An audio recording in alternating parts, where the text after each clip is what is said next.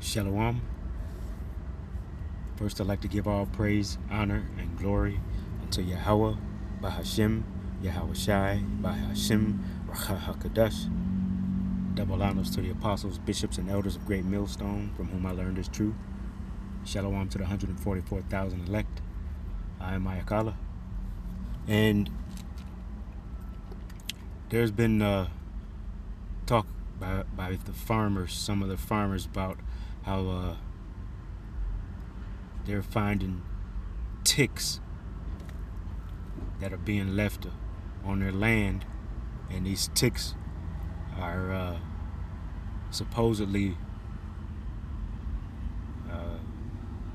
when they make contact with humans and bite the humans, it'll give you an infection, and this infection will be such that once you get over the infection, it's been treated, and you go to eat meat like a steak or any other type of red meat, that it makes you develop an allergic reaction where you're not able to stomach, you're not able to actually eat the meat and be able to keep it down in your system. So in a sense, it makes you allergic to it. All right, and it's alleged that Gil Bates has got something to do with it, and this is in an effort to be able to push his lab meats. You know, they're trying to force you to eat those lab meats as opposed to eating real beef or real lamb or real, just real meat, period. So I wanted to find out a little bit more about it, but as I was trying to find out a little bit more about it, I found out that this is not the first time that they've tried to weaponize ticks. All right, they've done this before. All right, so if anything, they've just found a different way of making giving off an allergic reaction to these tick bites. But first, I wanted to just read Psalms 36:3, because those in positions of power who are able to kind of, in a sense, dictate what it is that hits the market, that what's available to the consumer to purchase. All right, so they figured that if they go and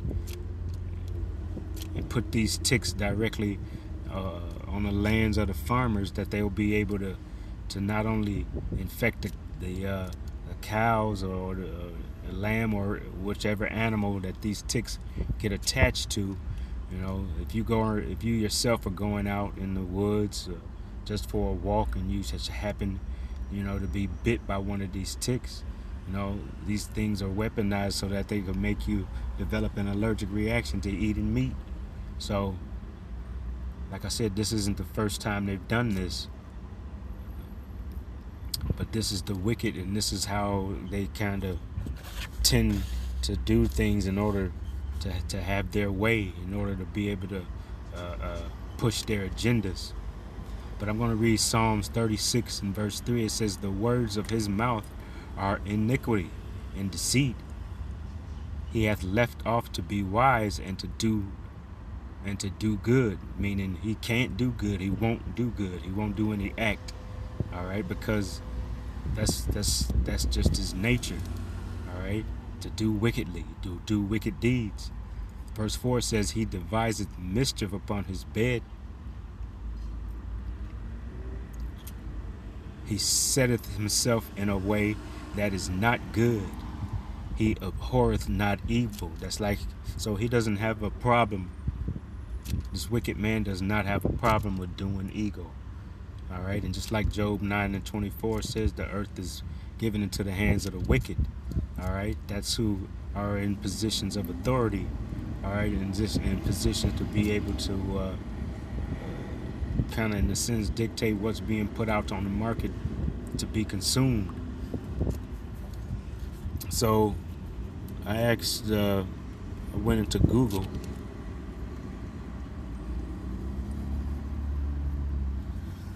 and asked about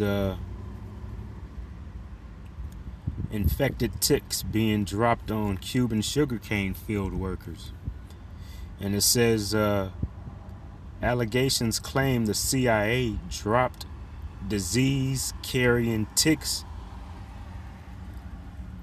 on Cuban sugarcane workers in 1962. All right, we know the Cubans are our brothers. Those are the northern tribe of Asher. Says this alleged event was part of Operation Mongoose, a Cold War program. So they did this in 1962. So what they're doing right now is nothing new. Says the goal was to destroy Cuba's sugar crop and damage its economy. All right. Says because the ticks used a natural disease transmission method, the plan was difficult to control and its overall effectiveness remains highly debated. Understanding how this fits into history involves a few key details. Says the Operation Mongoose was a covert U.S. campaign to remove Fidel Castro from power.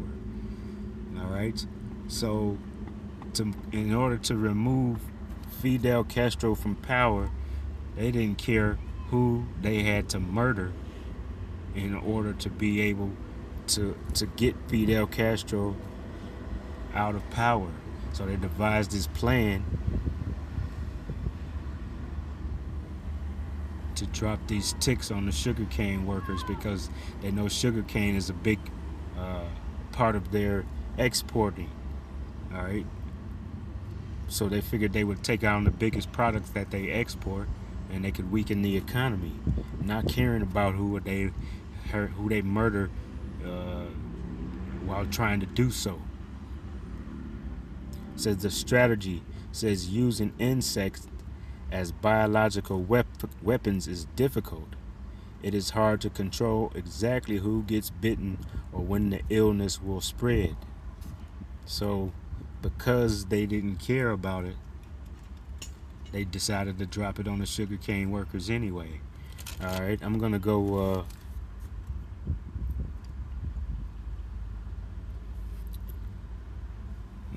to Proverbs chapter 4.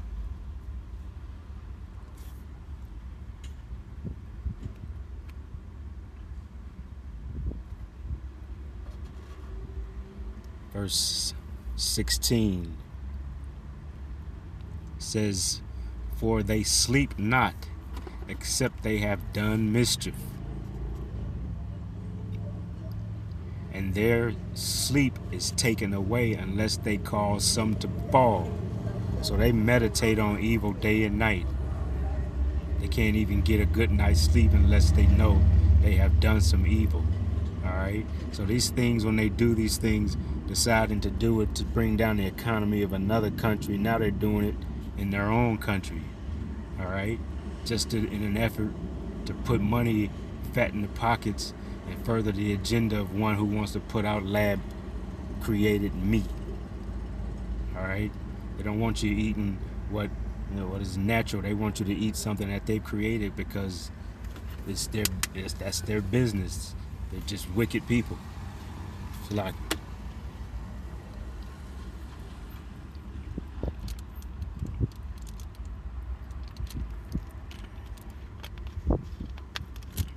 I'm gonna go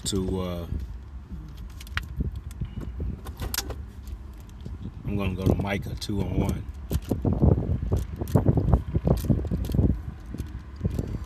It says, "Woe to them that devise iniquity and work evil upon their beds.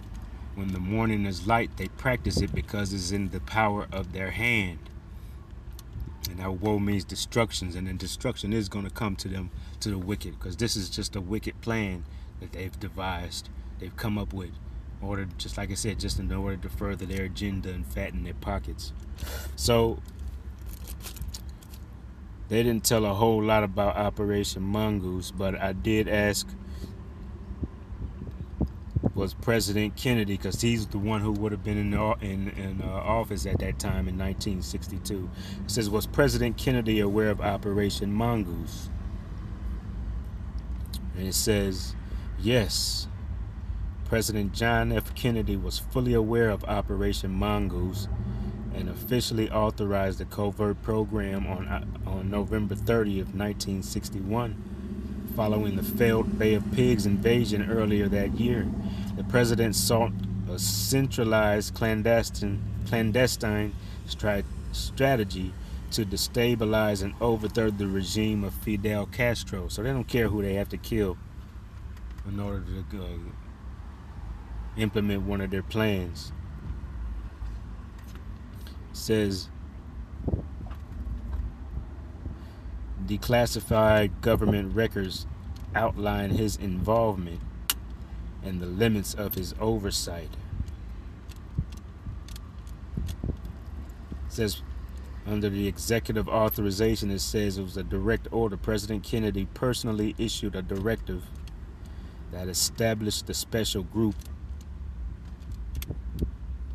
It says this was the high-level committee responsible for overseeing the operation. It says, project briefing says Kennedy received formal briefings on the operation's strategic components, including a major progress update from the Chief of Operations, Edward Lansdale, on March 16, 1962. So he was aware of what they were doing with this Operation Mongoose. I'm going to go back into Proverbs chapter 6.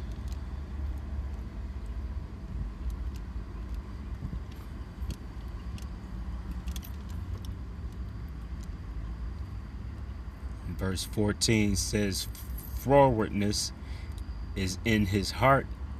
He devises mischief continually. He soweth discord. And I want to look at this word frowardness. I'm looking in the blue letter. And it is H8419. It says perversity, a perverse thing. And that's Esau Edom, the so-called white man. He is perverse.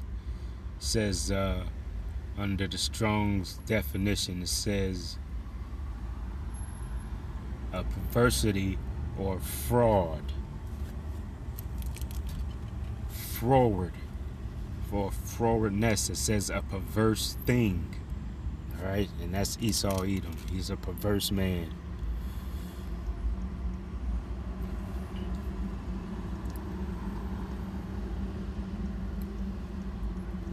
And I'm going to go back in because I had a couple more that I wanted to bring out, but I just wanted to look up that word forward.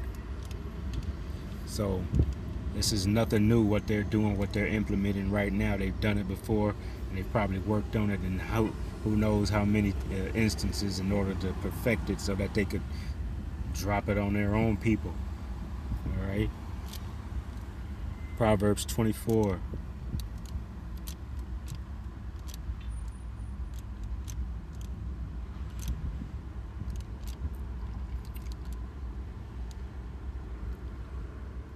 Proverbs 24, I'm going to read verse 1. It says, be not thou envious against evil men, neither desire to be with them. For their heart meaning their mind, studieth destruction, and their lips talk of mischief. Let's look at that word mischief because we've seen it in a few of these verses.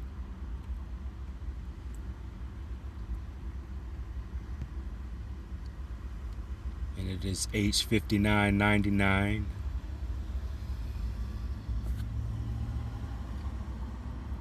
And under the biblical usage, it says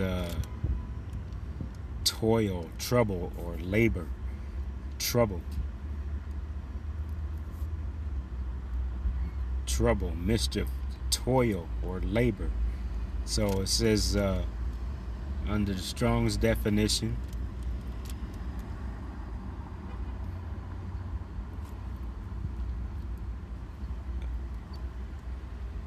it says wearing effort, hence worry, whether of body or mind, grievance,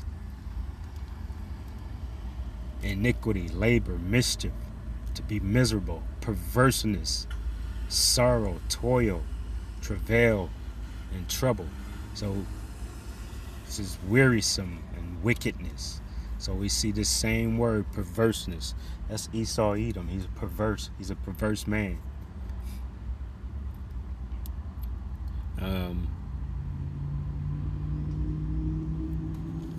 Says just continuing on in Google, it says you know what, before I go there, I'm gonna bring out just one more verse here because I wanted to look up.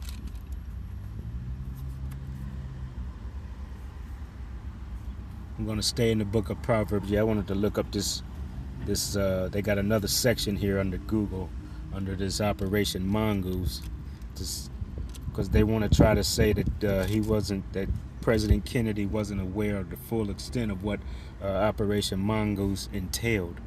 But I'm going to go to Proverbs 37 first. And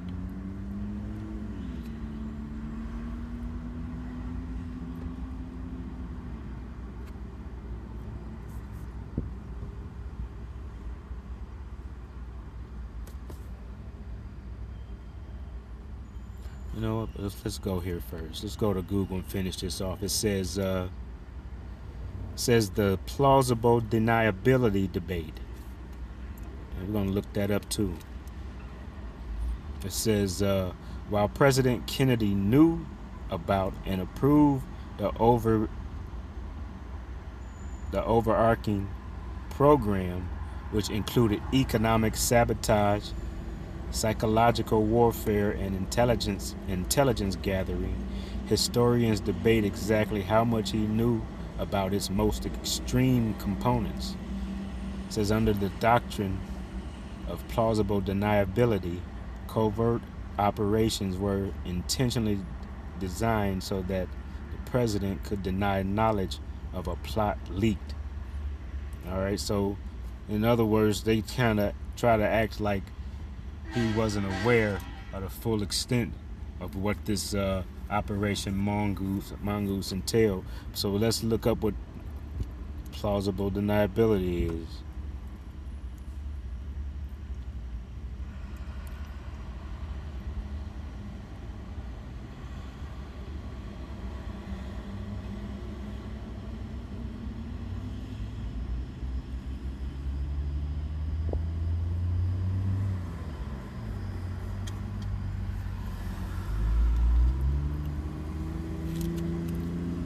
What is plausible deniability?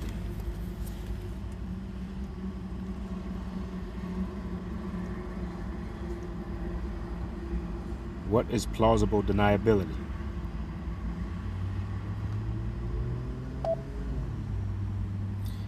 And this is according to Google AI overview. It says plausible deniability is a situation where an individual or official can credibly deny knowledge of or responsibility for controversial or illicit actions. This applies when there is a lack of direct evidence proving their involvement, allowing them to shift the blame and avoid accountability. So they want us to believe that he may not have been aware of what the whole operation entailed. All right, and they can always do that because once they get caught and once it gets brought out to the public, he can say, well, I wasn't aware of that. You know, I didn't know that's what the whole program entailed. You know, this was taken, I had another department working on this, and typically it's the CIA. All right, so that gives him plausible deniability. He's able to go ahead and instead of taking accountability for the one being in charge and authorizing the operation, he can say he wasn't fully briefed. All right, and even in that instance, and if he wasn't fully briefed, there's that gives him a fall guy, and nothing really ever happens to the fall guy. He may have to step down from his position, but he's never punished for his wrongdoing or for his failure to fully inform the president of what the operation entails, so that he could knowingly give permission to use it. All right, that's the plausible deniability. That's the wickedness that they do. So they make up all these terms so they're able to continue on with their operation. All right, and without fully being blamed. All right, he just claims ignorance. All right, and I just have just that one more verse that I want to go to. I wanted to stay in the book of Proverbs, chapter 30.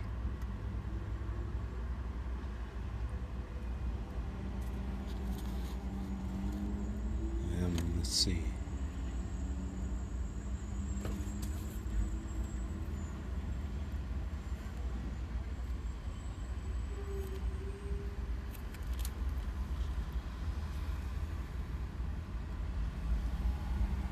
Let me see.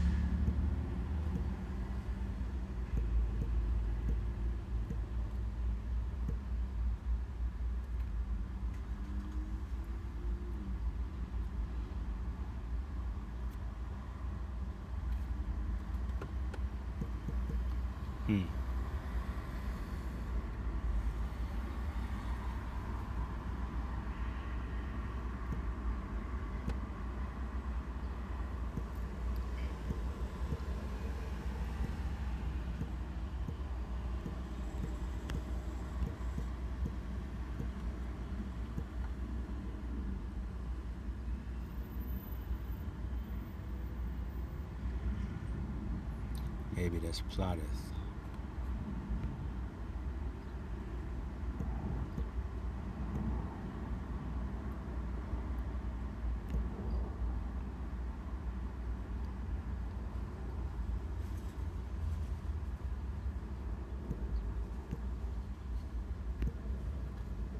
Yep, there it is. Psalms 37, Salakia. Psalms 37 and verse 12 says, "The wicked plotteth against the just, and gnasheth upon him with his teeth."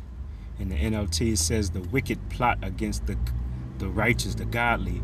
They snarl at them in defiance." All right, and that's just the wicked. That's just in their DNA. That's just what they do.